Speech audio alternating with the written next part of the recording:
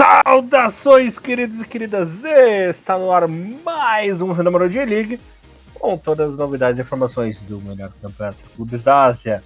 Aqui você ouvinte fica por dentro de tudo o que rola no Japão. É isso aí, galerinha. Resumão completaço da J1, J2, J3 e JFL. Como sempre, vocês estão na companhia de Elias Fallers na apresentação desse programa. Comentários da lenda Mr. Chelren Cruz, o nosso querido presidente da Umbrella Corporation. Tudo bem com você, meu querido? Salve, Elias, bom dia, boa tarde, boa noite a todos os nossos queridos ouvintes. Estamos juntos para mais um Renomaru Podcast. Já estamos basicamente na reta final. Pelas minhas contas, esse é o antepenúltimo programa sobre J-League da temporada 2024. E o Elias acabou de citando aí o presidente. Presidente do que você falou? Que eu tava lendo um negócio aqui. Da Umbrella Corporation. Da Umbrella Corporation. Não é que tinha um presidente, né? Mas tinha como que chama? Eles chamavam, não é de dono, mas idealizador, que eles falavam que tinha no coisa lá, que eram 3 cientistas e os caras meio que criaram e tal. Era o Spencer, era o nome é o grande idealizador tal, por trás da Umbrella tal. Inclusive é ele que o Wesker mata ele na DLC do Resident Evil 5 e tal. Então, são pequenos detalhes bobos aí de joguinhos velhos. Elias, tamo junto pra mais uma semaninha aí, bastante coisa pra gente falar. Estamos esperando, né, a data FIFA, né, temos jogos da seleção também para esse mês, bastante coisa para a gente conversar no mês de outubro, mas basicamente já estamos entrando naquela retinha já de final de campeonatos, né, logo teremos aí os próximos podcasts sobre Luvan Cup, que já está se encaminhando para o final, né, já tá se encaminhando bastante aí para as próximas semanas até o final do mês de outubro, para se adiantar bastante a Copa do Imperador. A J-League também, né? Todas, né? Todos os níveis, né, do futebol japonês também já estão caminhando para o seu desfecho final, J1, J2, 3, né, e JFL. Então, hoje, eu acho que é aquele programinha clássico que a gente sempre faz todo ano, que é meio que já fazer as projeções finais, né, de todos os times que estão concorrendo a título, as equipes que provavelmente vão estar tentando utilizar as últimas forças para fugir de rebaixamento. Temos um novo Lanterna, né? Temos uma nova equipe Lanterna na primeira divisão, que a gente vai falar sobre isso. Então a gente já avisa vocês, né, que esse já é aqueles programas que a gente acaba falando um pouquinho mais dos líderes, um pouquinho mais da galera que já tá ali realmente ali com a corda no pescoço ali para sair da zona da degola, mas a gente sempre vai tentar trazer informações dos demais clubes que estão ali no meio da tabela, alguns já estão pensando na próxima temporada, como fazemos todos os anos, meu querido amigo Elias Fallers. Maravilha, Thiagão, falando aqui rapidinho dos resultados da 32. A gente analisa melhor a 33, né? Frontal meteu 5x1 no Berex, Sapporo 2, Kyoto 0, duelo desesperados. Nagoya 2, Júbilo 0, afundando a equipe do Júbilo. Marinos 1, Tokyo 3, olha o Marinos em Gamba e Verde ficaram 1x1. Cereço Ressol no 0x0. Belmare 3, Kashima 2, Viseu 1, Urawa 0. Hiroshima 2, Matida 0. Olha aí no grande jogo aí, que talvez definiu o título dessa temporada. E Saga Poço e Avispa 0. Lembrando que tivemos um jogo atrasado no derby de Osaka. O Cereço venceu, né, Thiagão? Olha aí, o maior de Osaka venceu a equipe do Gamba Osaka nesse duelo. A gente chegou a comentar rapidamente, né, no último podcast finalzinho dele sobre isso aí. Não é o jogo mais importante, mas já tirando o Cereço jogando muito melhor mais uma vez, né, do que a equipe do Gamba Osaka. Mas o jogo importantíssimo dessa rodada foi a nossa final ali antecipada, né, que foi o jogo entre o São Francisco Hiroshima e o Machida Zhelgia. E Elias, um primeiro tempo assim, claro, não foi avassalador, mas um primeiro tempo maiúsculo da equipe do Hiroshima, que dominou completamente a equipe do Machida, fez o resultado do primeiro tempo, nos 45 minutos, com um gol do Paciência aos 3 minutos, até um vacilo ali um pouquinho defensivo, a equipe do Machida um pouquinho desligada, e depois o Kato aos 23. Os dois Os 2 gols foram com a assistência do Nakano, deram números finais. A partir de todo o segundo tempo, a equipe do Matias Zé tentou, né, fazer algumas modificações, algumas mudanças não funcionaram tão bem, outras coisas a gente vê que o Kuroda tentou, mas acabou não funcionando, e a equipe do Hiroshima conseguiu sair com uma vitória maiúscula para colocar de vez ali o seu nome como a principal equipe da temporada a partir deste momento para ser campeã da J-League 2024, apesar que temos ainda bastante números ainda pontos em disputa, mas essa vitória realmente mexeu um pouquinho com o psicológico da equipe do Matida, e a gente vai falar um pouquinho sobre isso na rodada 33. Outros resultados importantes, Elias, dessa rodada 32, do meu ver, foram principalmente daquelas equipes que estão na parte de baixo da tabela, né? A equipe do Nagoya venceu a equipe do Jubiluata, então o Júbilo ainda, né, continuando naquela sua luta. O Sapporo mostra a melhora, né? Consegue uma vitória contra o Kyoto, que também é uma equipe, um confronto direto, né? Ali na parte da tabela. A equipe do Sagan, né, vive agora esse martírio de ser a nova equipe, né? A ter dificuldade de vencer, já não vence há um bom tempo. A equipe do Sagan conseguiu empate dentro de casa, apesar de ter jogado levemente um pouquinho melhor ele com a posse de bola, mas infelizmente o jogo com pouquíssima chance de gol acabou ficando em 0-0 com a equipe da Visa Fukuoka, que também é uma das equipes que já está pensando na próxima temporada, apesar de não ter conquistado ainda tudo aquilo que a gente imaginava que poderia ter feito. E outro jogo interessante também, Elias, foi a vitória do FC Tokyo em cima da equipe do Marinos. O Marinos também já puxou bastante o freio, tá pensando um pouco nas Copas aí, nas possibilidades mais para frente. E a equipe do FC Tokyo conseguiu uma vitória de 3-1, que foi muito comemorado, principalmente porque essa vitória foi fora de casa. Maravilha, Tiagão. Indo para a rodada 33 aqui, olha, parece que tá pintando um novo campeão. Será, galerinha? Nosso querido Sanfrecce Hiroshima visitou o Jubiluata fora de casa e conseguiu uma vitória hercúlea, né, derrotando o Júbilo por 2-1. A derrota aí que afundou a equipe do Júbilo na zona de rebaixamento, né? Agora é o 18º com 32 pontinhos. Lembrando que a equipe ali é a única na zona de rebaixamento que tem um jogo a menos, mas mesmo vencendo seu jogo a menos, continua na zona de rebaixamento, porque se vencer vai a 35, a primeira equipe fora é o Kyoto com 38 pontos, né, Tiagão? Então uma situação bem delicada do Júbilo de novo, passando aí vários sufocos na G1.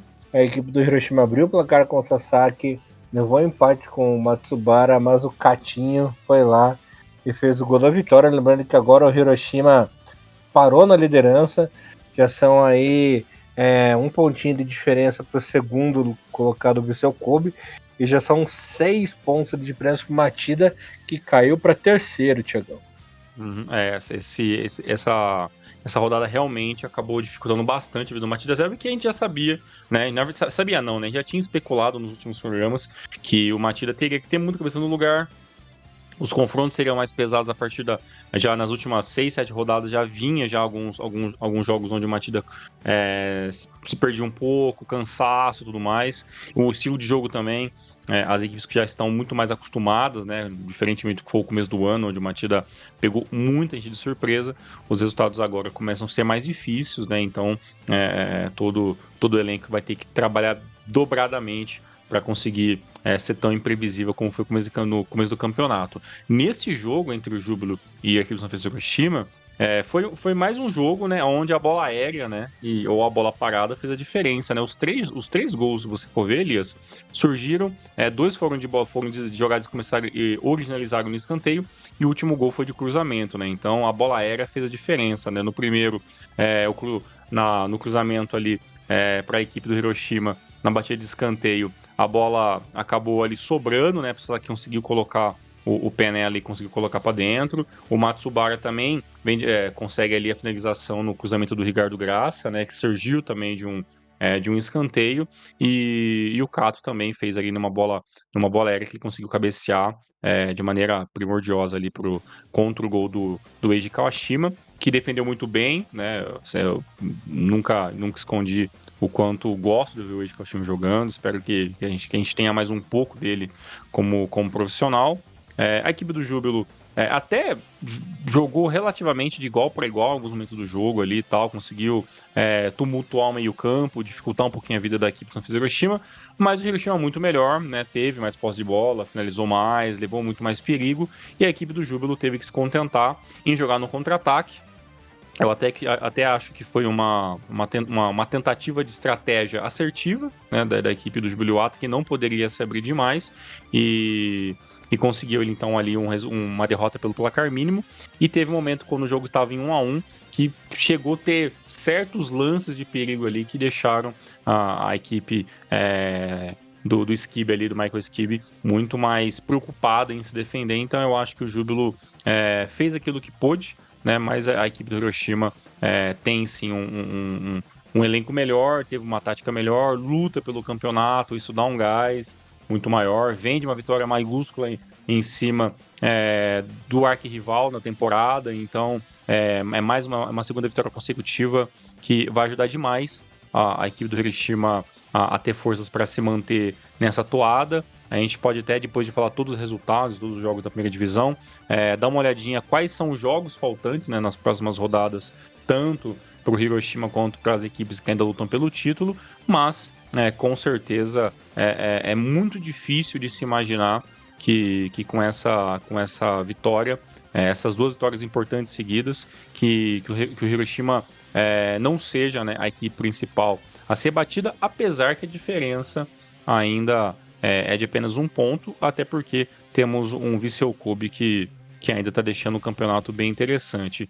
E no jogo do Matida Zelva contra a equipe do Sanfrecce Hiroshima, Elias, eu acho que o maior problema foi a questão do desespero de tentar resolver as coisas, né?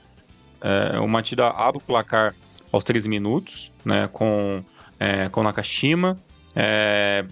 Se você percebe que quando a equipe faz o gol, parece que sai um pouco daquele estresse do começo do jogo. O jogo começou bem, bem tenso, né? Pela equipe do Matida, tudo bem, a torcida fazendo festa. Só que aí, né, a parte defensiva começou a mostrar suas deficiências, né? Então, com o Miura e com o Yamada, a equipe do Frontale terminou o primeiro tempo na frente, com o placar 2-1, e ainda depois teve o pênalti, né? Que o Ericson acabou convertendo aos 50 minutos, e o Marcinho, que tinha perdido um gol inacreditável em rodadas anteriores, recebeu no Miura e fez o quarto e o último gol. Então essa segunda derrota consecutiva marca uma coisa meio inédita, né? A equipe do Matida nos últimos 3 jogos fez apenas um ponto, né? Que foi o empate ali sem gols com a equipe contra a equipe do Hokkaido Sapporo, né? Então de lá para cá são 2 derrotas consecutivas. Então o Matida perde pontos importantes, né? De uma gordura que não tinha. E agora, se ainda quiser lutar pelo título, vai ter que fazer um final de campeonato excelentemente bem, como começou a temporada 24, que a gente sabe que agora, com o elenco mais cansado, já não é tão fácil, mas ainda a gente pontua aquilo que a gente falou no todo, independente de título ou não. O que o Matida fez, né, no seu início de história na primeira divisão é algo mágico que vai ser lembrado daqui muito tempo. Tiagão, você vê que parece que acabou o combustível da equipe do Matida mesmo. E pelo jeito infelizmente vai ficar pra história, mas nada tira aí a honra, né, que o clube teve, chegou a liderar muitas rodadas aí no campeonato, jogou bonito, fez sua parte, impressionou todo mundo, mas infelizmente não vai dar, né, uma pena, fica pra próxima. Eu tava fazendo aqui, vou falar rapidinho aqui do jogo do Kobe, depois passar uns cálculos aqui para você, Tiagão, cálculos interessantes que eu fiz.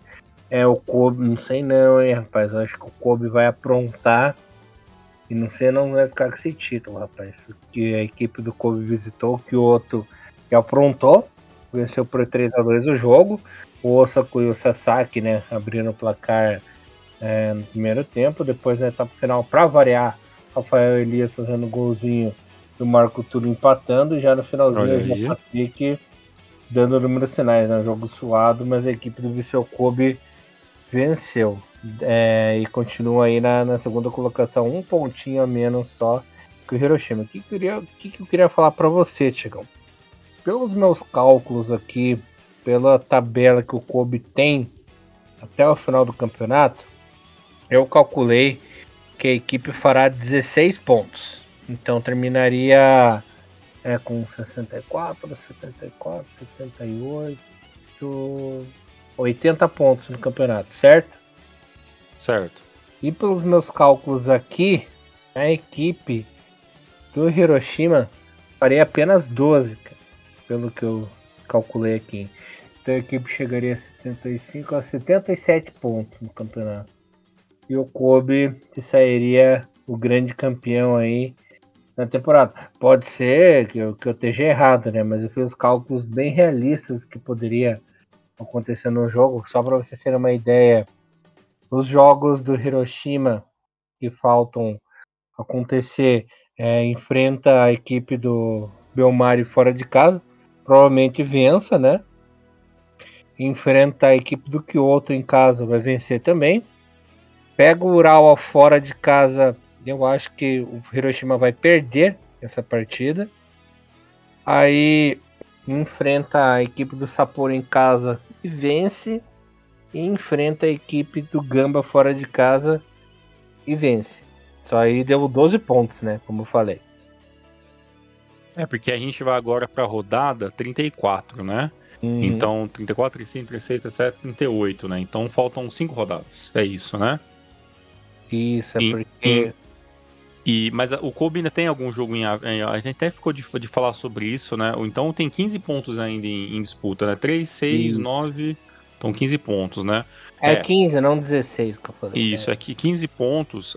E ainda, claro, tem algumas equipes que têm alguns jogos ainda em colocar, mas assim, para topo de tabela, né? Nenhuma das equipes tem jogos em haver, né? A única equipe que talvez tenha um jogo interessante pra gente discutir lá na frente vai ser no dia 16/11, um jogo atrasado da rodada 29, 2 jogos da rodada 29 são atrasados, e um deles é do Jubiluata contra a equipe do Marinos, e outro jogo também interessante também é do Kyoto contra o Kashima Antlers. São duas equipes que estão lutando pelo rebaixamento, né? Então, assim, são os 2 jogos mais importantes, né? E também o Rei Sol, né? Que também não tá com a melhor vida possível, né? Também tem um jogo atrasado, no caso, vai ser no próximo dia 23, contra a equipe do Real Reds, jogo atrasado da rodada 25. E desses próximos jogos, né, das equipes que tem jogos importantes para a gente estar discutindo, a tabela do Kobe, se você parar a pensar, Elias, até não é uma tabela difícil, né, é uma tabela até tranquila pelo que a gente vê. E eu tava dando uma olhadinha aqui, o Kobe não sabe que é perder uma partida na J-League. Sempre que a gente fala isso, né? Não, o time tá sem perder há tanto tempo, na outra ele vem e perde. Mas o Kobe, incrivelmente, não perde uma partida desde o dia 11, né, do 8. Não, perdão, a última derrota do Kobe foi no dia 7 do 8. Derrota para a equipe do Frontale pelo placar de 3-0.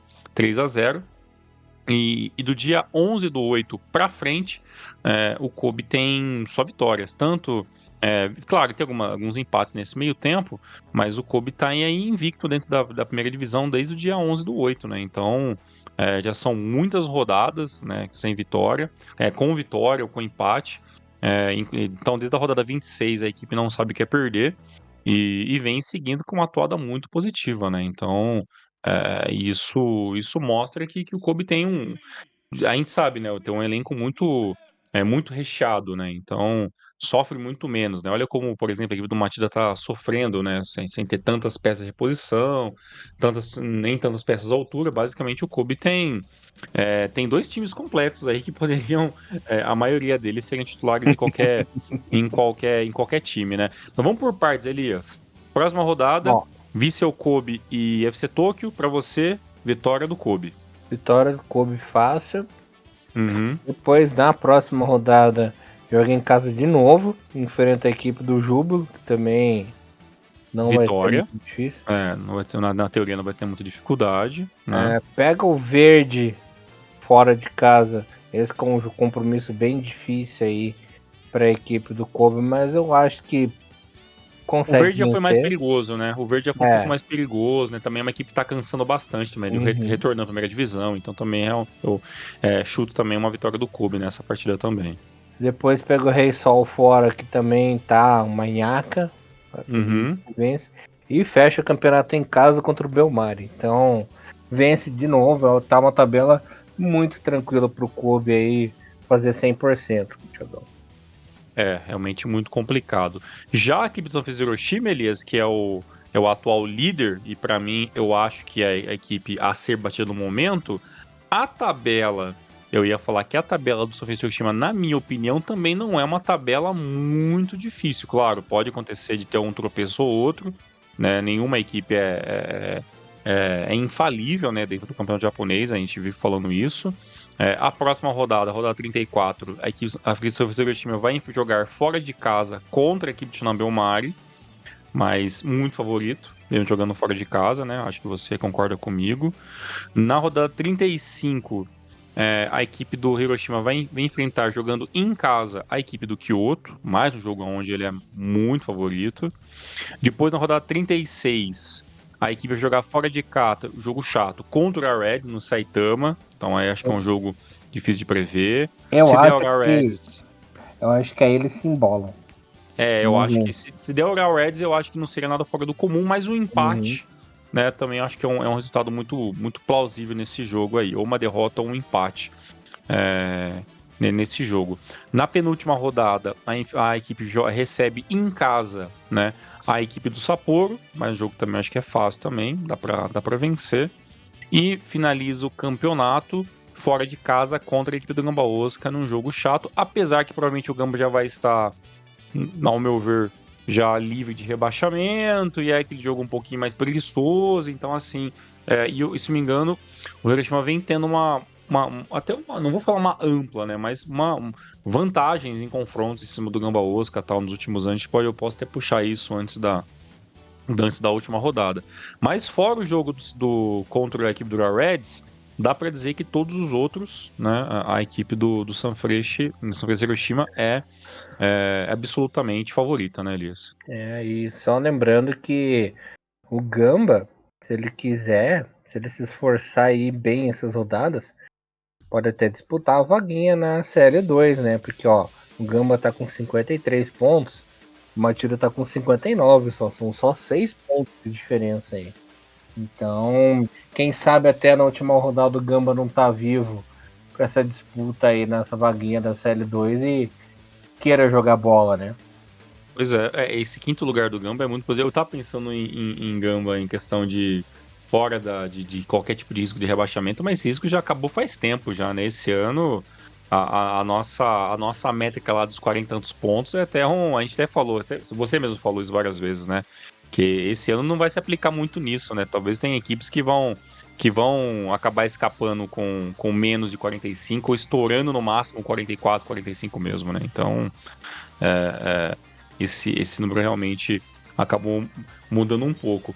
A equipe do Gamba é difícil de poder dizer alguma coisa, viu, Elias? Sinceramente, acho que eu não sei o que esperar da equipe do Gamba no final desse campeonato. Teria condições de ser um adversário chato, mas o elenco bem enfraquecido em alguns setores, então, sinceramente, eu fico ainda um pouco dividido em questão do que esperar para essa equipe do Gamba. Mas se der para ter um pouco de esperança torcedor da equipe do Gamba Osaka, talvez é um campeonato melhor do que se imaginava até o momento, né? Ninguém imaginava ver o Gamba entre os 6 primeiros colocados, principalmente se você falasse do Gamba no começo do campeonato. Eu acho que a equipe vem fazendo até um pouco mais do que se esperava. Pela do Matidas Zelga também, Elias, uma tabela não dá para dizer de jogos fáceis, né? Acho que o Matidas já teve uma vida mais fácil, mas alguns confrontos chatos, né? Que nem, por exemplo, a próxima rodada 34 vai enfrentar fora de casa a equipe do Cacho Reysol, que está desesperada por vitória, né? Então, um jogo difícil, onde vai ter que saber atacar e defender, né, que do Matida, porque eu acho que o Reysol vem como franco atirador nessa partida. Depois, na rodada 35, a equipe do Matidas Zelga joga de novo fora de casa contra o atual Lanterna, que é o Saganto Sul. Acho que esse é um jogo chave para a equipe do Matida vencer e pontuar, pelo menos pensando em ACL, né, em ficar nas três primeiras colocações. Na rodada 36, a equipe do Matidas Zelga joga em casa contra o FC Tokyo, jogo chato, né? Acho que se perder ou empatar não seria nada fora do normal. A equipe do FC Tokyo é uma equipe muito, em fim de campeonato, tem sempre um elenco mais veterano, a galera que sabe parar um pouco mais o jogo, então eu acho que é um jogo, não é um jogo muito fácil para a equipe do Matida. Depois, na penúltima rodada, enfrenta em casa a equipe do Kyoto. Aí eu acho que é uma partida para vencer. Eu acho que tem todas as condições de vencer. Uma equipe que provavelmente vai estar ou rebaixada ou quase virtualmente rebaixada nesse momento do campeonato. E finaliza a temporada 24 contra a equipe do Kashima Antlers. Jogo fora de casa. Aí sim, um jogo chato. Né? Um jogo muito difícil. Por tudo aquilo que vive, né, esse carrossel de emoções, né, e de incerteza de uma reconstrução. Eu acho que é um jogo também muito complicado também para o Matida, não dá para dizer que vai vencer com facilidade. Eu acho que o ideal seria chegar na rodada 38 campeão para ficar mais tranquilo, mas dependendo de vitória, eu acho que complica bastante, porque a equipe do Kashima não vai vender fácil esses 3 pontos no último jogo dentro do Ibaraki. Você vê que vamos ter emoção literalmente até a última rodada, né, Tiagão? Tanto parte de cima como na parte de baixo, né? Eu fiquei devendinho aqui pro pessoal alguns outros resultados. Que o Avispinha derrotou o Nagoya por 1-0. O Albirex foi goleado em casa pelo Kashima por 4-0, que está em crescente no campeonato, como o Tiagão citou. Tokyo e Sagatos 1-1, resultado que afundou Sagaia na lanterna no campeonato. O Urawa perdeu para o Cerezão por 1-0, para felicidade do Tiagão. O Reysol, mesmo na crise, o Reysol foi lá e ganhou do Marinos por 1-0. Quem não ganha do Marinos, né? E o Gamba bateu o Sapporo por 2-1, também afundou o Saporão, né? No clássico de Kanagawa, o Verde perdeu para o Belmar em casa por 2-0 e fechou, Tiagão. Ó, deixa eu passar para a galerinha aqui como que tá a situação no momento, né? A gente falou que o Hiroshima é o líder com 65 pontos, seguido do Kobe em segundo 64 e um pouquinho longinho ali, Matida com 59 na terceira. Com essas derrotas seguidas do Matida, a diria que não vence há 3 rodadas, né, Tiagão? Foram 2 derrotas e um empate. O Kashima encostou, né? O Kashima agora tá com 53, em quarto, 6 pontos atrás do Matida. E o Gamba também, né, com 53. Então acredito que Matida, Kashima e Gamba vão lutar por essa vaguinha aí na CL2, né? Acho muito difícil as outras equipes derrubarem o Hiroshima e o Kobe nessa altura. Esses dois vão lutar mesmo pelo caneco até o fim. Então já está definida a disputa desculpa. Tá definida a disputa de título e tá definida a disputa de ACL2, né? No momento as equipes que formam os blocos aí de disputa. Na parte do rebaixamento a gente já tem uma definição. Eu acredito que do 15º com o Shonan Belmari, que tem 38 pontos, até o Lanterna, todo mundo vai brigar por não cair. Eu vejo ali um Albirex também em descenso, né, Tiagão? Já perdeu 4 jogos seguidos, tem 39 pontos. Se não se espertar, pode ser que aconteça alguma coisa com o Albirex, porque realmente a situação tá feia, o elevador tá em um descenso frenético, né? Temos aí na disputa no momento, né? Vamos ver como vai ficar daqui 2 rodadas. E vamos ver como que vai ficar a situação do povo quando regularizar todos os seus jogos, né? Em 16º, o Rei Sol, 38 pontos, lembrando que tem 32 jogos. Que o outro 17º, 38 com 32 jogos, fora da zona. Caindo no momento, Júbilo Iwata, 32 jogos e 32 pontos. 19º, já com 33 jogos, o Sapporo com 29. E o Sagantoso Lanterna, também com 33 jogos, com 26 pontinhos. O que acontece, Tiagão? Se, por exemplo, o Kyoto venceu o jogo que está devendo e o Rei Sol venceu o jogo que está devendo, vão para 41 pontos, certo? Certíssimo. Aí vão jogar o Albirex e o Belmari lá para baixo, que já tem esses 33 jogos, né? Ambos com 38 pontos e 39 pontos, né? Aí vai embolar de vez mesmo essa briga aí contra o rebaixamento. O Júbilo, se vencer o jogo que está devendo, vai para 35 pontos, né? Então pense, É, um time que no momento está tranquilo com o Berex com 39 pontos, se vê os seus adversários que estão devendo o jogo vencerem as partidas, e o Jubileuata que está na zona de rebaixamento vencer e ir para 35, a coisa vai ficar feia para o Berex, porque daí vai estar apenas 4 pontos fora da zona de rebaixamento, faltando 5 jogos para acabar o campeonato, entendeu? Então não existe vida tranquila para quem não chegou a pelo menos 41, 42 pontos aí nessa J-League, né, Tiagão? Então, do Albirex para baixo, todo mundo tem chance de acabar rodando, no meu ver.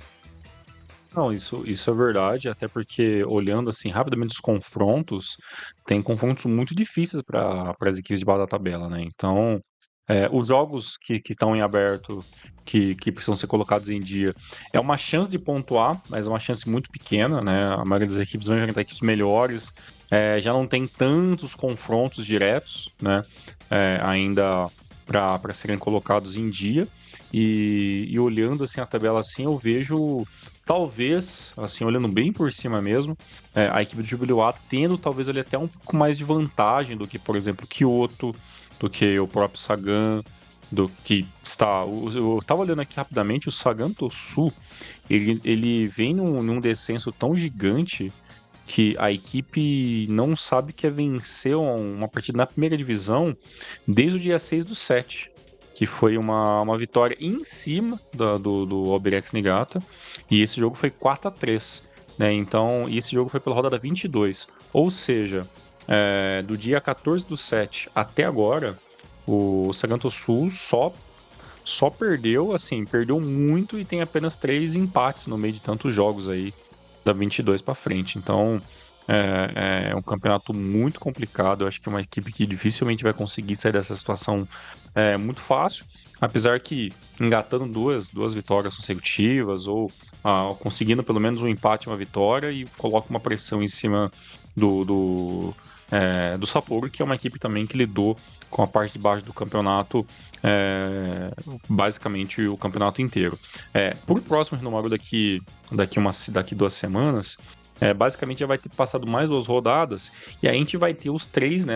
Já basicamente quase tudo resolvido e aqueles confrontos finais na parte da tabela para a gente poder fazer um prognóstico só do pessoal que tá ali na parte de baixo.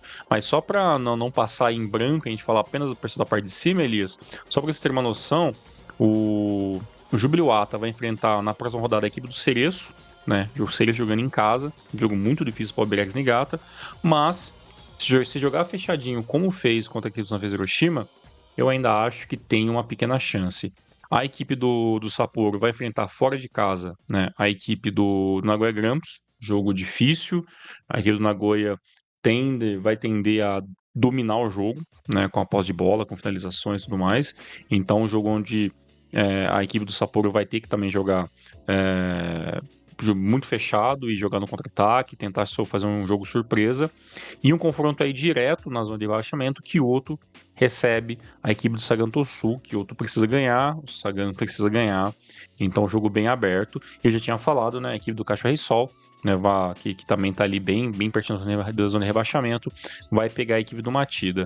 E na rodada 35, aí as coisas ficam ainda mais difíceis, né, pro pessoal da parte da tabela, né? O Júbilo vai enfrentar a equipe do Viseu Kobe jogando em casa nessa rodada 35.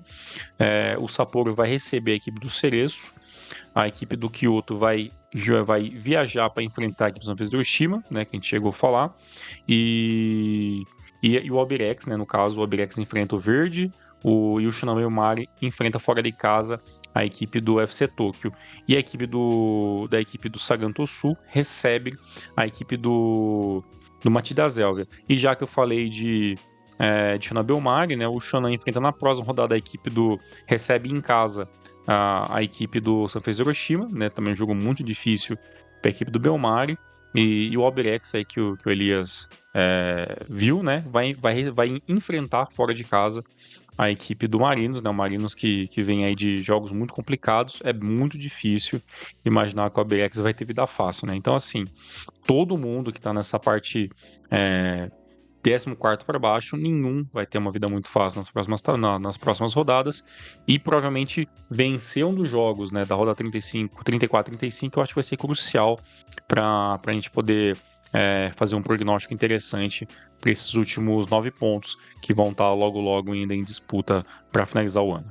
Maravilha. O Thiagão, ele se paga de humilde, mas ele é o maior especialista da J-League do universo, cara. O cara é bárbaro, é formidável. É formidável, quem dera. Vamos de J2 agora, Elias? Bora pra J2. Só falando aqui rapidinho com o artilheiro no momento, é o Léo Ceará do Cereza com 19 golzinhos, o Anderson Lopes Marias com 19. E ó, o Rafael Elias, o outro já tem 10 gols, né? Imagina se Olha ele tivesse aí. vindo no começo do campeonato, hein? Estaria disputando facilmente entre esse top 2 aí. Com certeza. E a J2 tem um novo líder, Thiagão. Olha O aí. nosso querido Yokohama FC, em sua disparada, é líder novamente. Jogou os times para a segunda colocação. Diferença de um pontinho. Yokohama 74 pontos, times os 73. Rodada 34, faltando 4 para acabar o campeonatinho. Jeff United 1, Zaspa 0, Kofo 3, Fagiano 1, Udieda 1, Milwaukee 1, Monterio 2, Renofa 0, Mito 2, Shimizu 2, Totig 1, Erime 1, Yokohama 1, Kagoshima 0, Nagasaki 4, 8-1, Roasu 1, Tokushima 2, no clássico Fallers, Vegalta 0, Balmets 1, galerinha, primeiro e segundo colocado definidos no momento. O povinho do playoff é o seguinte: a Nagasaki continua em terceiro, 63. Aí é aquela distância boa, né? Pelo jeito, o Nagasaki não será ultrapassado, porque o Jeff United, que é o quarto, tem 55, seguido do Fadiano, Kayama e o Vegalta Sendai. Toda a galerinha aí com 55 pontinhos. Como havíamos dito, a parte da zona do rebaixamento, já temos 2 definidos que não tem jeito, já eram, né? Em 19º, Kagoshima United, 26 pontinhos, apenas 10 de distância aí. Do 8, acho muito difícil conseguir, tem que vencer todas as partidas e rezar pro 8 não vencer nenhum jogo, já era. E na última colocação, Lanterninha, o Zaspa com 17 pontinhos, vamos jogar a J3 ano que vem. Totig respira por aparelhos, Thiagão, 31 pontinhos aí, mais 5 de distância do 8 a 30, que é o 17º. Muito difícil, uma pontuação aí muito alta, muito distante, só milagre vencendo todos os jogos e torcer ainda para os outros resultados, torcer pro Oita não vencer, torcer pro Erime não vencer. Pelo jeito, Totig já era também, mas ainda tem uma fagulhinha de esperança. É muito complicado. A vida do Kagoshima United na segunda divisão foi algo meio rápido, né? Esperava, talvez, ali, um lampejo de esperança que o Kagoshima conseguisse se manter. Mas realmente, bateu e voltou muito, muito difícil. Para vocês verem, né, o quão o passo, né, é muito maior da terceira divisão para a segunda, quanto é muito mais difícil. O Kagoshima até conseguiu, até o momento, né, 6 honrosas vitórias aí. Para sua história, mas realmente ainda, infelizmente, muito pouco. O Kusatsu já era uma carta meio carimbada, já talvez de acabar sendo rebaixada. Totig também vem fazendo um campeonato muito ruim, apesar de ter feito ineditamente, né? Com 5 pontos nas últimas 3 rodadas, então dá um pouco de esperança. A equipe do Oita sofre com uma equipe muito ruim. A equipe do Oita na temporada é medonha em alguns momentos. A parte defensiva é muito ruim, a organização da equipe é muito ruim.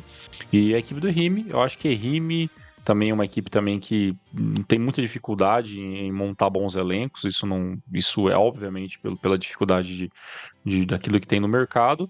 E o Mito, né, Elias? Já é a segunda temporada que o Mito tá sempre ali pleiteando, né, essas últimas colocações. Então, realmente, eu acho que vai acabar ficando entre esses nomes. Eu acho que o Ross Kawamoto do Elias vai acabar conseguindo mais umas vitórias. Ele vinha de 4 vitórias consecutivas, acabou perdendo essa rodada contra o Tokushima Vortex, mas ainda é muito melhor do que essas equipes que eu acabei citando.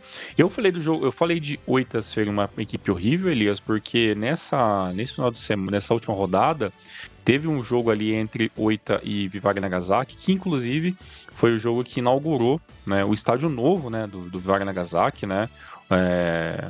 Agora eu tô meio perdido nos nomes, porque eu vi nos sites que tava como Nagasaki Stadium City, City Stadium, uma coisa assim, que eu fui até dar uma pesquisadinha na internet para pegar algumas informações, e esse novo estádio Vivar Nagasaki, ele é o estádio que com a arquibancada mais próxima que a gente tem dentro do Japão, né? Apenas 5 metros do campo até a arquibancada. E tem todo um complexo, né, de hotel, restaurantes em volta desse novo estádio. Então tem todo um flavor de você ficar dentro de um hotel que basicamente tem 70% dos quartos desses hotéis tem visão para o novo estádio. Então tem todo um trabalho turístico que está sendo feito aí na cidade de Nagasaki para abraçar o estádio, abraçar a equipe para fazer isso virar um ponto turístico. O debut do estádio, né, acabou sendo que tem apelido, né, do Pace Stadium, né, acabou sendo um sucesso, ganhou por 4-1 da equipe do Oita. E o primeiro gol, assim, foi um negócio vergonhoso, né? Porque o goleiro basicamente estava tentando trocar passes na parte defensiva e tocou, né, para o Matheus Jesus. E o Matheus Jesus correu e praticamente entrou com bola e tudo para dentro do gol. Então, assim, foi um negócio bem, bem horrível ainda. O goleiro do Oita falhou no segundo gol também, no cruzamento, onde ele saiu pegando nada. Então, assim, foi realmente um show de horrores. A equipe do Oita ainda conseguiu diminuir lá no final do jogo com o jogador brasileiro Matheus Pereira, mas mesmo assim ainda a equipe tomou um 4-1, vareio de bola, Vivar Nagasaki com estádio novo, um projeto audacioso para chegar na primeira divisão novamente. Então, Vivar Nagasaki aí com um estádio novo, reformado, bonitinho e toda uma ideia toda uma ideia que a gente chegou a falar, né, quando a gente entrevistou o Carille, né, que ele tinha esse projeto, né, do Vivarem colocar definitivamente esse nome dentro das equipes principais do futebol japonês, e esse trabalho já vem sendo feito nesses últimos 2 anos, né, então o estádio é mais um passo concluído nesse objetivo, que é aumentar ali a visibilidade do Vivar Nagasaki. Estádio muito bonito, aprovado, legal, bacana. Eu tava vendo uma coisa aqui, Tiagão, que eu não tinha prestado atenção. Mas o Messaki joga até hoje no Oita, cara. Que coisa. Até hoje. O Misaki tá com quantos anos? Ele já tá com uns Tá 30 com e... 37. 37. Uhum. Se bobear, vai acabar tendo que ajudar o 8 a voltar à terceira divisão, hein, o Misaki. Depender dessa turma toda aí. E também lembrando os ouvintes que no próximo Nomaru, que a gente vai falar um pouquinho mais sobre o pessoal que está lutando pelo rebaixamento da primeira divisão, a gente aproveita e pega ali os últimos jogos para a gente bater o martelo para quem consegue as vagas no playoff, né, e como que vai ficar as vagas do descenso para a terceira divisão.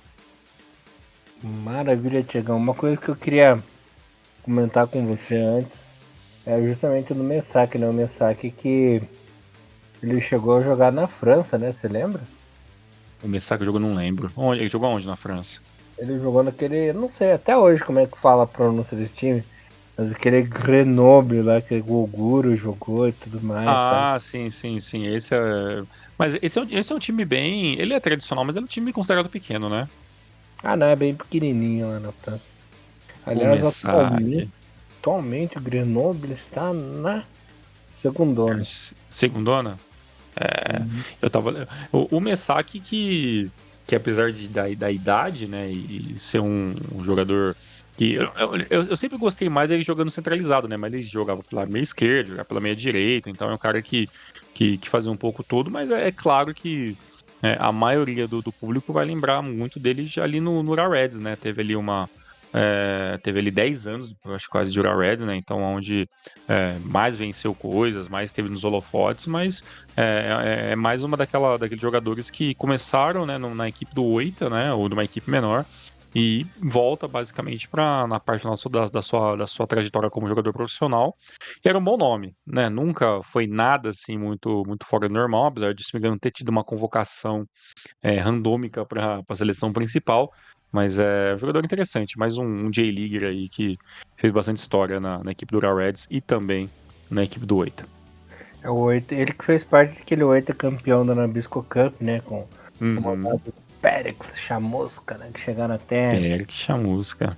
Tinha lá o Nishikawa na época no gol, tinha os Matsushita, né? Tinha o Mesaki, tinha aquele Takamatsu lá, que era o Varapau lá, atacante na frente. Takamatsu. Era um time bem Caraca. interessante. Lembrando que chegaram a enfrentar o Inter na Copa Suruga, né? Uhum. Foi bem. Esse é bem aleatório. Ó, e mais louco ainda, eu vendo aqui, o único jogo que o Masek chegou na seleção principal foi um jogo que tá qualificatória para a Copa da Ásia, Taça Asiática, foi um jogo que aconteceu no mês 9 de 2006. Foi uma vitória do Japão de 1-0 contra o Iêmen. E nesse jogo, o Messaki acabou entrando no segundo tempo e a formação da seleção já diz muita coisa, né? Era Kawashima no gol, Túlio Tsuboi e Abe, né, na defesa, Suzuki de volante, Anryu, Endo, Alex, Kadi e na frente Tanaka e Maki. E entraram no segundo tempo o Messaki, Ganaha e Hisato Sato. Seleção Nessa, J-Leaguer. Seleção J-League, ainda com Makoto Hasebe usando 35, Komano usando a camisa 31, Ayuma Tanaka, que esse aí desapareceu completamente no lateral direito, Noruhiro Yamagishi, ainda que era o goleiro reserva, então era uma seleção bem daquelas J-Leaguers, essa ainda comecinho, né, do trabalho do Vika Osen. Maravilha. Eu achei aqui uma estatística de todos os jogadores convocados pelo Ivica Oza em 2006, cara. E foi uma pancada, né? Quer que eu fale rapidinho ou não? Pode falar aí que isso é ouro. Uhum. Aliás, a Ivica Ozen barra Zico. Tem os times. Sim. Tem que o Zico convocou, né? Tem o pessoal da Copa, né? Kawaguchi, Nakata, Alex, Namoto, Miyamoto, Nakamura, Nagasawa, Nakata Koji, Fukunishi, Ono, Gasawara, Nakazawa, Takahara, Endo, Kaji, Tamada, Makotão Tanaka, que depois foi o Muniwa, né? Chamado do lugar Tsuboi. Aí vem o pessoal aleatório, né? Kubo, beleza. Motoyama, beleza. Oguro e Moniwa, ok. Komano, ok. Yuki Abe, ok. Maki, ok. Aí começa a vir os aleatórios, né? Yasuyuki Kono, que era aleatório na época. Shinji Murai. Nossa. Tatsuya Tanaka, né? Hisato Sato. Agora começa a ver o pessoal do Ozen, ó. Keita Suzuki. Kazuki Ganaha. Makoto Hasebe. Tulhão. Naotaki Hanyu. Kengo Nakamura. Satoru Yamagichi. Ryuji Bando. Hiroki Mizumoto. Ayuma Tanaka, que você comentou. Koji Yamase. Daigo Kobayashi. Poderia ter tido mais sorte nessa vida, né? Yuzo Kurihara. Nem lembrava que o Kurihara tinha sido convocado pelo Oza. Naoshi Nakamura, aquele Nagoya Gramps. Agora Pérola. Daisuke Sakata. Nossa. Pai amado. Yuto Sato. Yuto Sato, pai amado também. Tsukasa Mesaki. Agora vai dar risada. Takahiro Futagawa. E fechando. Ok. Daiki Takamatsu. Cara, todos os nomes assim são incríveis pra J-League, né? Agora, pra seleção realmente é um negócio assim que. Pô, adoraria ter visto o Futagawa mais, com certeza, né? Mas pra seleção não dava, né? Pra seleção era outros 500, né? Ai, cara, a gente devia fazer um Renomaru só de jogadores aleatórios convocados. Dá pra fazer uma seleção incrível, porque a maioria deles a maioria deles são até considerados não craques, né, mas quase jogadores lendários em cima de algumas equipes, né, mas assim, não dá pra imensurar isso dentro de... A maioria desses jogadores nem saíram do Japão, né, então é muito difícil imaginar que dentro de uma seleção pós 2006, pensando pra 2010, tá ligado? Muitas dessas coisas é uns testes muito malucos. Como a E gente falava bastante antes, parecia a gente escalando o jogador no G-League de Play 2 pra fazer ali Copa do Mundo, né?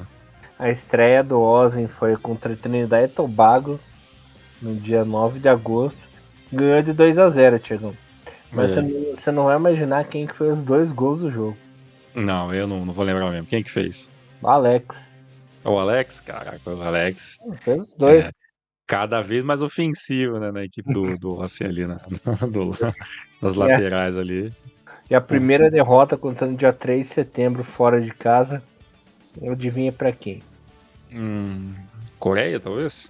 Na Arábia Saudita. Arábia Saudita, cara. E o Ozzy, ele era amante do sistema três zagueiros mesmo, né? A equipe dele era três zagueiros, né? Era o 3-5-2 mesmo, né? Né, com Kurihara e Abe. O pai amado. Esse é bons Ah, tempos não, de um futebol diferente. pra defender ele, eu lembro que era Nakazawa, Abe, o Túlio entrou depois. Nakazawa, Abe, Como. É isso aí. Ah, nomes diferentes. Muitos deles acabaram dando certo depois, né? Por um curto período, pelo menos, mas teve muito mais pérolas, né? Muito mais tentativas do que acertos, né? E vir com a Tá. Ozzy aí. Vamos voltar pra J-League, porque daí a gente faz isso aí A gente faz um programa especial disso, tá bom? Exatamente. Vamos de J3. Uhum. Vamos de Super Saiyajin Surira. Na J-Suri, tivemos os resultados seguintes. O Osaka bateu o Grulha por 1-0. Yokohama 2, Ryukyu 0. Nariomiya 0-0. Nagano Parceiro e Matsumoto ficaram no 1-1. Catalera e Mabari 0-0. Fukushima 4, Gifu 3. Fangrauri 1, Azul Claro 0. Sagamihara 0, Giravans 3. Tsuegen e Tegevaharu ficaram no 1-1. E o Kamatamaré perdeu em casa, rapaz, pro Gainari por 1-0. O Mia, mais do que promovido, né, Tiagão? 31 rodadas, 73 pontos, muito na frente da galera. Segundo o Imabari aí na ondinha, surfando na ondinha, em segundo com 57. Mas o Cataler Toyama ó, tá babando, hein, Tiagão, na terceira colocação com 54 pontos. Aí o Giravans em quarto, 48, o Azul Claro 47 e o Fukushima agora, né? O United entrou na zona do playoff com 46 pontinhos. Caindo no momento o Grula com 21 pontinhos. E o Nara Club tá ali naquele. Não faz nada, mas não sai da moita, né? Com 30 pontinhos. O Grulha vai depender de quem tem licença ou não para acabar caindo ou não. Veremos aí até o fim do campeonato da JFL, né? Mas pelo menos uma vaga já está definida. O Mia sobe, não tem jeito.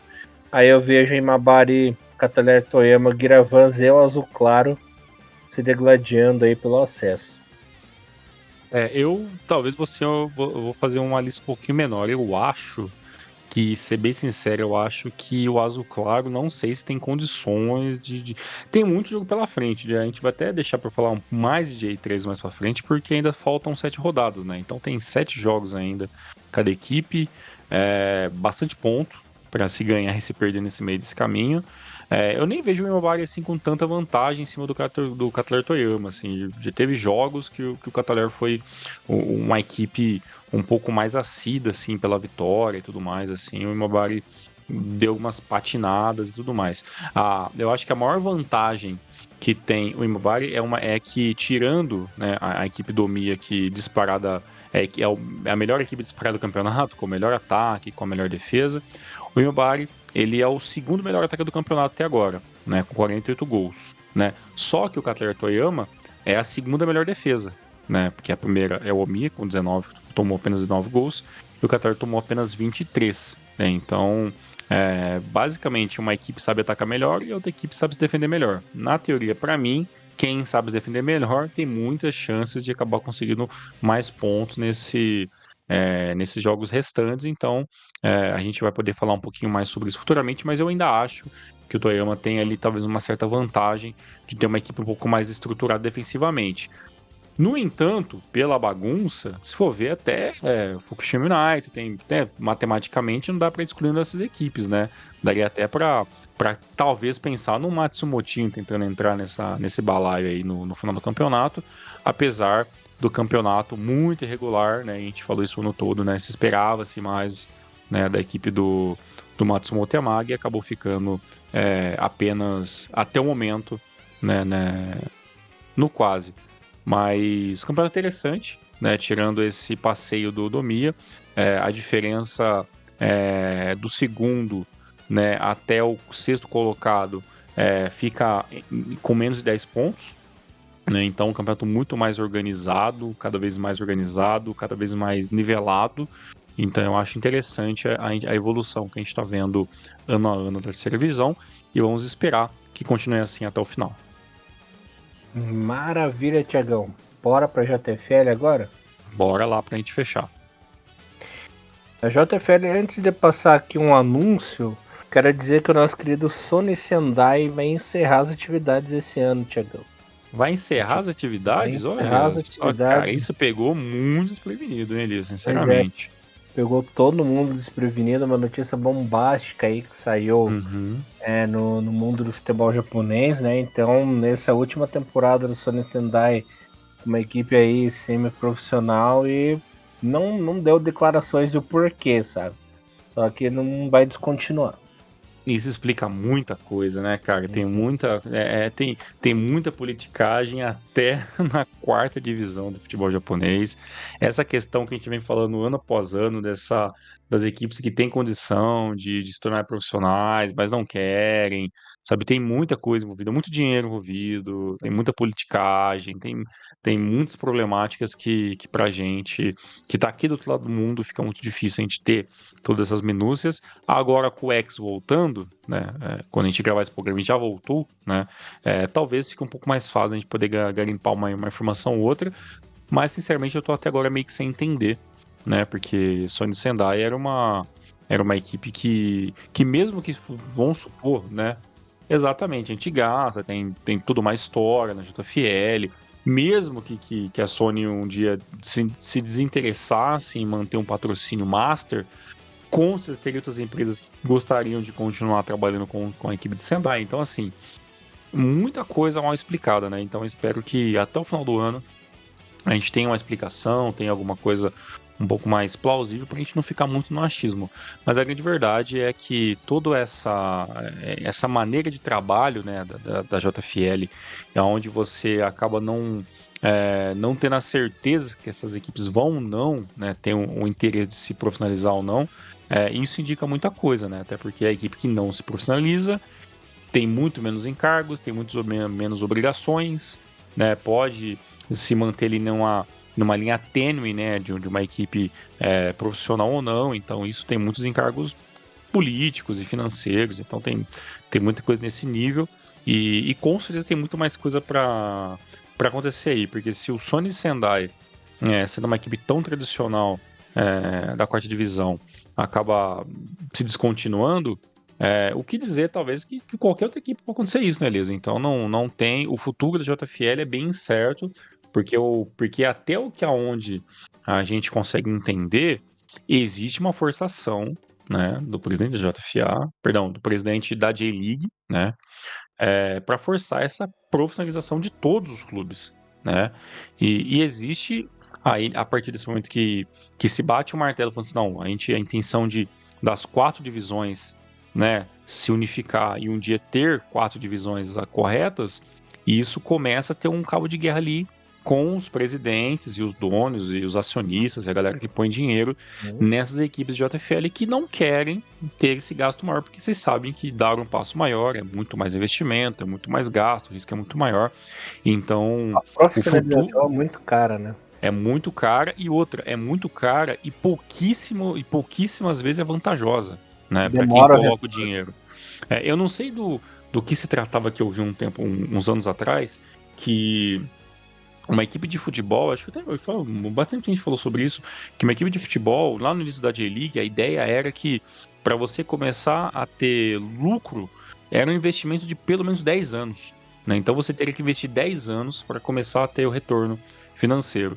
Então, assim, para algumas equipes da JFA, ou com alguns nomes como Honda, Sony, etc., talvez sejam investimentos que eles não querem fazer agora ou que eles não têm intenção de fazer, né? Então, assim, enquanto tá aqui nesse teto aqui, tá meu nome estampado, é um negócio mais assim, que a gente pode meio que trabalhar ali na área cinza, né, da parte financeira, tá tudo ok, né? Agora, a partir do momento que a gente é obrigado a dar um passo maior, né, contratos maiores, valores maiores, obrigações maiores, aí você vai ver que algumas equipes, alguns patrocinadores, né, e aonde vem o dinheiro, vão acabar recuando e as equipes da JFL, infelizmente, vão ter que tentar renascer e se tornar um pouco mais independentes, né? Essa palavra é um pouco difícil de falar, porque a gente não sabe como que funciona no dia a dia, para que a JFL continue avançando, né? Porque existe uma tendência, sim, de algumas equipes acabarem desaparecendo nesse processo de forçar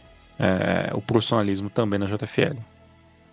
E às vezes exigências na Uhum. J-League são muito chatas também, né? Não é Sim. o que é. Exatamente, não é só subir, né? Tem toda a questão de estádio, eu não sei o quê. Então, assim, é muito. A gente tá brigando com essa questão de todo mundo ter licença há quantos anos, né? Comentando sobre isso, e isso vai se estender, né? Isso, quanto mais o futebol japonês evoluir, quanto mais a liga nacional tentar evoluir de certa forma, tanto financeiro como de marketing, vai forçar as equipes de baixo a meio que seguir esse barco, e infelizmente nem todo mundo vai seguir. Uhum. Tiagão, falando dos resultados. O Tiagão tá cagado de medo do Criação de Shinjuku rodar um dia. Não O pode cara dizer que já você tá foi, errado. já ficou com o cu na mão ali. Família Criação, tamo tranquilo. Esse ano tamo tranquilo. 23ª rodada, faltando 7 jogos. Mario Asukazaki 0, Vespa 1, Criação 1, Yokogawa Musashi 1. Já é o quarto empate seguido aí, nosso querido Criação da Massa. Hilux Shiga 3, Honda 2, Raimir 2, Urayasu 2, Tiamo Hirakata 3, Sony Sendai 2, Minebea Mitsumi 0, Atlético Suzuka 1, Okinawa Veritime 0x0, Kochi United 0, Tochigi City 2. O líder é o Kochi United com 48 pontos, uma vitória importantíssima, porque agora tem um pontinho a mais do segundo colocado, que é justamente o Tochigi. Aliás, inverti, né? O Tochigi ganhou o jogo e encostou no Kochi United, né? O Tochigi agora tem 47 e o Kochi United 48. Então essas equipes no momento são as que estão disputando pelo acesso, né, Tiagão? Lembrando que o Hilux Shiga tem 38 pontos e apenas o terceiro colocado. Tá havendo uma coisa aqui, por enquanto, o pessoal da J3 está tranquilo, porque se eu não me engano, o Koti e Totig não tem a licença, nem o Hilux Shiga, nem o Honda, só o Raimiro Omori, né, que é o sétimo colocado aí, que tem a licença para subir. Então o pessoal tá sossegado. E na parte de baixo da tabela, a Criação Shinjuku não é mais o Lanterna, tem 18 pontos, né? Na vice-lanterna, em 16º, o Minebé 16 pontinhos. Lembrando que faltam aí 7 rodadas para acabar o campeonato. Por enquanto, o pessoal da J3 está safe, Thiago. Sabe uma coisa que talvez seja um assunto pra gente discutir um outro dia, mas dá pra gente adiantar muita coisa nesse programa ainda? Essa questão de você forçar, né, as diretrizes e tudo mais, e profissionalismo, tudo isso é muito no papel.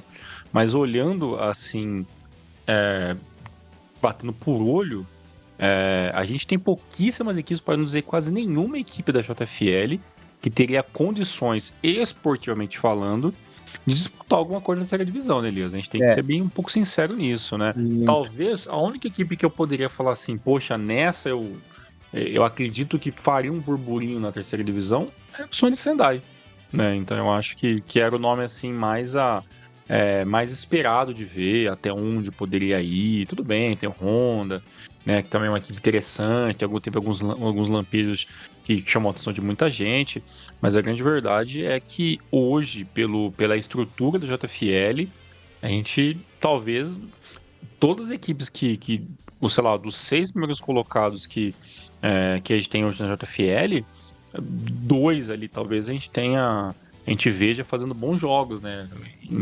Em, nesse possível debut, né, na terceira divisão. Então, assim, é muito complicado, tem muita coisa a melhorar.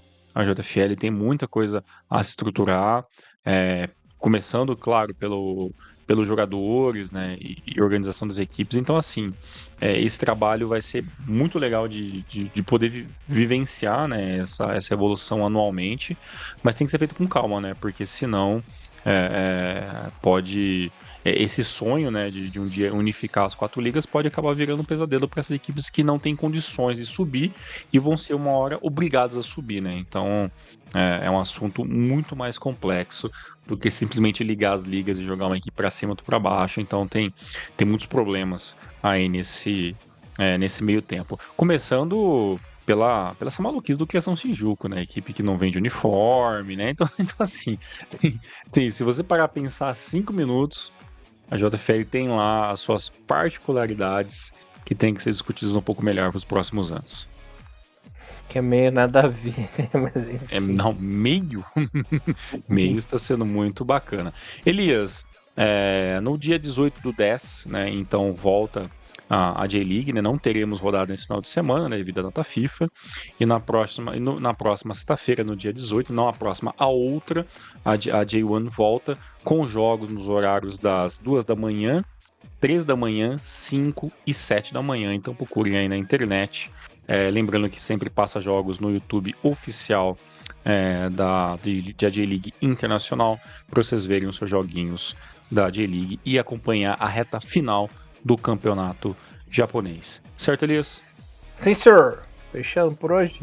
Fechamos, voltamos na próxima semana, provavelmente para falar sobre seleção japonesa, depois voltamos para falar um pouquinho mais sobre Luvan Cup e Copa do Imperador, depois voltamos para falar sobre J-League, sobre a série, então tem bastante Nomaru para a gente falar nessa reta final de 2024. Elias, forte abraço, uma excelente semana, tamo junto e até o próximo programa.